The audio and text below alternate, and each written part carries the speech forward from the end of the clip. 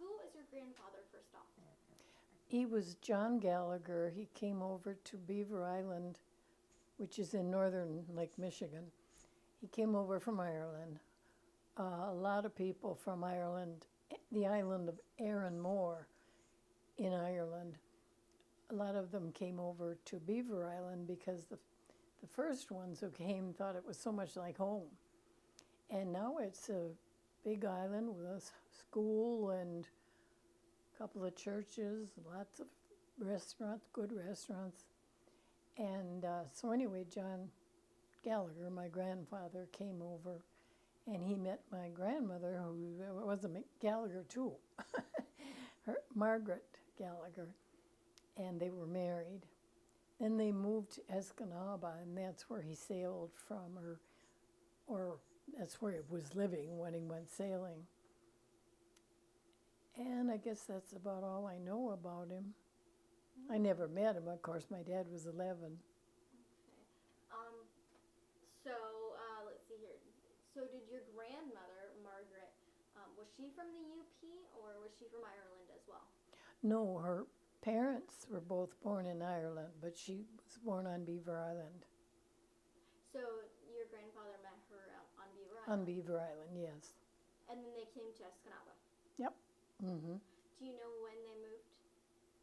I don't, but the kids must have been small because I don't think my dad ever lived on Beaver Island. And he was 11 when the shipwreck happened. But they did go back there. My dad spent every summer on Beaver Island with his grandparents. Where was he found? Where was he found? I don't remember now, but according to the story my grandmother told me, he was found by some Native American, they called them Indian then, fishermen, right off Michipicoten Island. And I should look, I'm not sure just where that is. But they found him and identified. My grandmother's brother identified him by his wedding ring, which was engraved with his name. Otherwise, I guess they wouldn't have known who he was. So, did your father ever tell you stories about your grandfather, and what he did? And I know he was supposedly an engineer of the Smith. He was a chief engineer, yes. And it did say in one account, I don't remember which, I've seen so many accounts now, it did say that, what was it? Oh, nuts, I forgot, no. That's being 80. But he came over to Beaver Island quite young, I think. I don't know just how old he was. But they didn't live there very long. Did your father ever tell you stories about your grandfather or? Not much because, well, he was 11 when my grandfather went down. And he didn't have an awful lot to tell, I guess, except that they lived in Escanaba and that he was gone most of the time because the sailors are gone about 9 months out of the year. So he didn't really have a lot of tales. Did he ever describe your grandfather and who he was from what he remembered? No, I don't think so. I don't remember even knowing what he looked like, actually. Let's see here. So now that, how do you feel? Can you describe how you found out that the ship was found and what you were thinking, what went through your mind when you? Well, I first heard it on Fox News. I'm sorry, different network, but I just kind of jumped up I was in my kitchen area getting a cookie. Shame on me. And I heard it about the Henry B. Smith, and I knew that was, well, first they said a ship was found that had been they had been looking for a good many years, and that they found it, and I knew that had to be my grandfather's boat. And they don't like to be called ships. They're boats. They're carriers. They like to be called carriers. But I knew it had to be the Henry B. Smith, and then they named it after that. But then I was glued to the TV. When you turned on the TV and you were in the kitchen and you were getting your little cookie, and you heard, you first heard what went through your mind? What were you? Can you? Well, I was just kind of stunned, and I perked up my ears and and watched the next thing to see what they were going to say. But I was kind of irritated when they said there were no bodies ever found, because somewhere there must be an accurate report on it, because I know he was found. My grandmother herself told me that. I lived with my grandparents for a while after my mother died, and she told me about it, and she wouldn't forget that. How would you do that? How do you feel? How do you feel after, seeing all this happen now that you're 80, I believe? 80. Mm-hmm. Oh, I find it exciting, actually, because, I mean, I don't feel lonesome for him. I never knew him. But I think it's kind of exciting, and I know if my dad were alive, he'd have every TV he could find on, watching for more.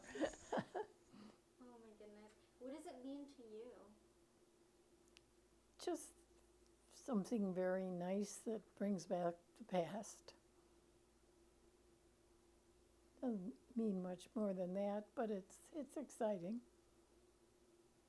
I'd like to see what they do with the carrier. I doubt that they'll try to raise it. I'd like to have a piece of it if I could get one, but I doubt that.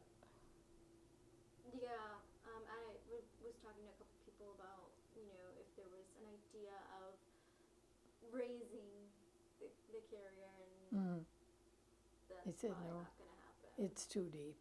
Yes. And it's a lot of money probably to do that too. I And suppose. keeping it and everything. So I guess she'll stay under Lake Superior for the rest of its Let it life. rest.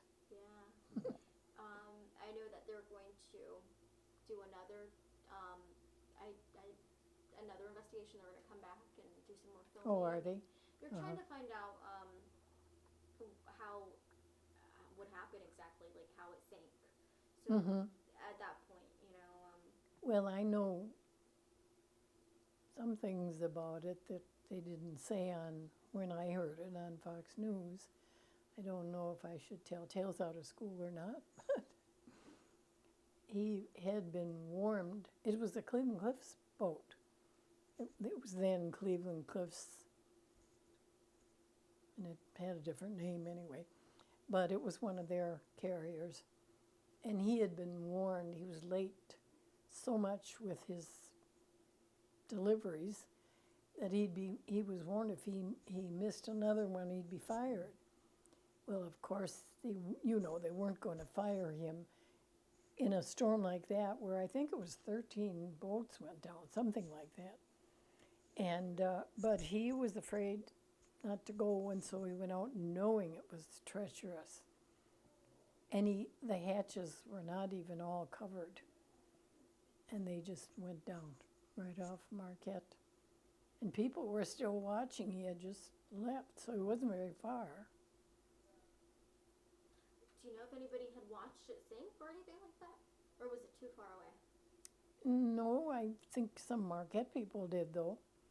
Some people gathered some break-up stuff on their shores in Marquette, but I don't know who they are. Right. Okay.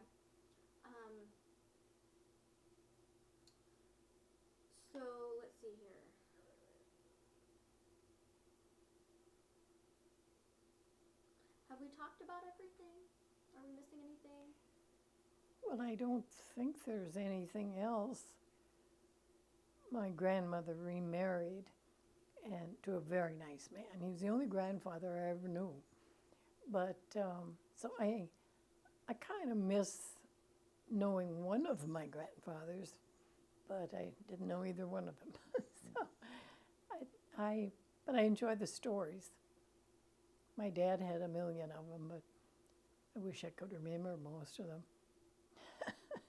You don't remember maybe anything that he might have said about his father? No, he didn't talk about him much. He was old enough to have remembered. He was 11, but he didn't talk about it much. Did he talk ever about the sinking of the ship? About what? The sinking of the ship? Oh, no, I don't think so. Okay. So he kind of just kept quiet about the boat going down? Yes, he did. It wasn't as though he were afraid to talk about it. It just seemed like he wasn't interested. Well, he was so young. He wasn't too young to know what was going on, but I mean, he didn't have a lot of memories, I suppose. Wow. Any final thoughts or comments about this amazing discovery 100 years later? I wrote a short thing. It was really just meant as a letter for the Beaver Beacon, which Beaver Island puts out once a month. Very nice magazine. And I meant it to be just a letter about the boat, but they printed it. I would have thought more about it if I'd known it was going to be printed. But I still go to Beaver Island. Well, not now. I don't go anyplace now. But my husband and I used to do a lot of boating every year, and we went to Beaver every year. And I was welcomed with open arms as a Gallagher. I don't know if we mentioned my grandfather's name was John Gallagher. Yeah, and he married a Gallagher. And that's Gallagher? Yeah. Okay, great. Wow, well, okay. I mean, that's it. Anything else you would like to add? No, I guess not. There's not much I know, really. And do you feel like it's closed a chapter? Do you feel some sort of closure? No, I never missed my grandfather because I never met him. So I didn't need that type of closure. But it's just kind of a nice way to end it, to know that they found the ship eventually. You know, it was a long haul. Especially for many people who lost their... Oh, yes. There were like 29 men who died. They're all lost at sea now, so... Yes, they will never be found, I'm sure. Do you think it's a unique thing that your grandfather was one of two people who washed up on a shore? Well, I think so, because as I said the first I heard, they said no bodies were ever found, but that's not right. I don't know how they missed the fact that my grandfather was on there, because it's mentioned in any accounts you find about the boats. I noticed that they had spoken to an UP author who had written about boats that went down in that one storm. I can't think of his name, the author, but I don't think he mentioned that there was one survivor. Not he wasn't a survivor, one body found. Was he just washed up on shore? Was he just washed up on the beach, or how? I don't know. The fishermen found him, so I assume they were out in their little boat. So maybe it was near shore or on shore. I don't really know. Any final thoughts or comments? I think that's about it. I don't really know much to tell about it. I wish I did. Okay. This is more than enough, actually. Well, that's it. Okay. Up.